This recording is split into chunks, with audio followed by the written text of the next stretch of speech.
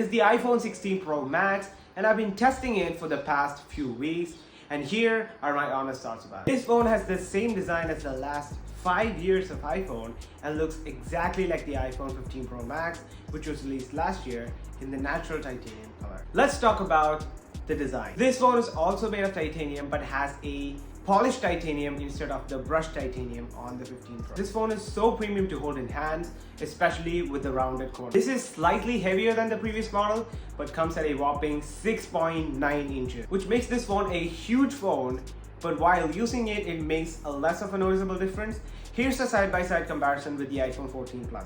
It also has the second generation of ceramic shield on the front, which Apple claims to be more durable. It also has these slightly curved edges, which makes a whole new level of comfort while holding it in hands, especially compared to my 14. It also has the action button, which can be mapped to any action you want, but in my personal opinion, you just have to map it to something like ChatGPT or Copilot Assistant, since the advanced Siri is not available yet. When you flip the phone, here is the camera control button.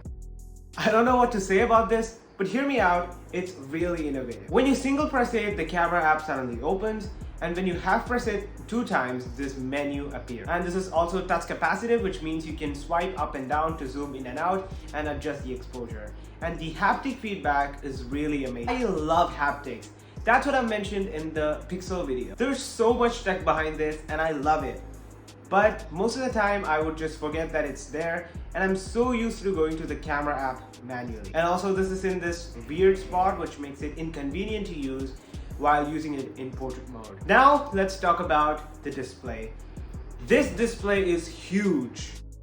This has an even slim bezels as compared to the 15 Pro Max, and the difference is wild when compared with the 14. It also has the dynamic island, which has been there for 2 years. It shows the calls, the music, and all that information. It also has 2000 nits of peak brightness, which makes a huge difference in outdoor conditions compared to my previous phone. And there's no visibility issue. It also has the 120Hz Pro only display, and coming from the iPhone 14, I can definitely notice a difference in smoothness. There's a huge difference compared to my 14. Now, battery life. In my experience, the battery life on this phone has been amazing, especially with a bigger battery on the Pro Max. We also have charging limit, which lets you limit the charging at a certain level, maybe 80 or 90.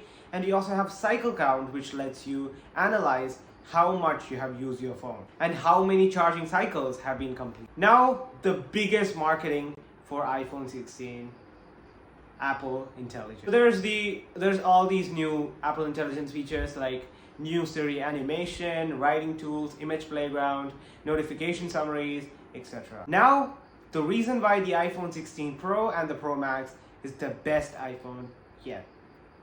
Cameras. First of all, we have the 48 megapixel main sensor and 48 megapixel ultra wide, which takes really good shots.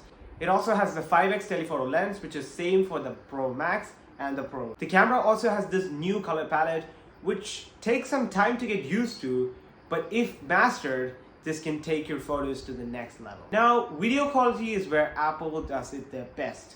It has 4K 120 FPS slow motion, which is absolutely incredible. Now, my favorite feature on the iPhone's camera app is the cinematic mode, and you can now zoom in on the cinematic. Now, the main feature for content creators like me is the audio mix feature, which lets you increase the clarity of your voice by reducing the background noise. It also has 4 studio quality mics, which is incredible. All of these phones has out-of-the-box iOS 18 and has all of those customization features. It has the A18 Pro chip, which is crazy good, just like the previous generation. It even has more RAM for Apple Intelligence. The final verdict is this phone is so similar to the iPhone 15 Pro Max, and the only way that you could tell that it is a new phone is by the new color, Desert Titanium. As an iPhone 14 user, I can feel the difference while using the iPhone 16 Pro Max.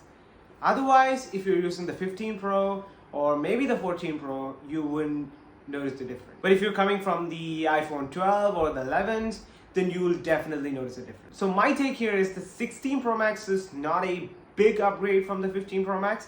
So if you're using one of those, you're still fine. In my opinion, it's better to get the 15 Pro Max instead of the 16 Pro Max for way cheaper if you don't care about the camera control or the 48 megapixel ultra wide or the bigger screen or the bigger battery. But we are less than 6 months away from the next big iPhone release. So it'll be a good option if you wait till September 2025 and then make your choice. Anyway, thanks for watching and subscribe to see more reviews just like this one.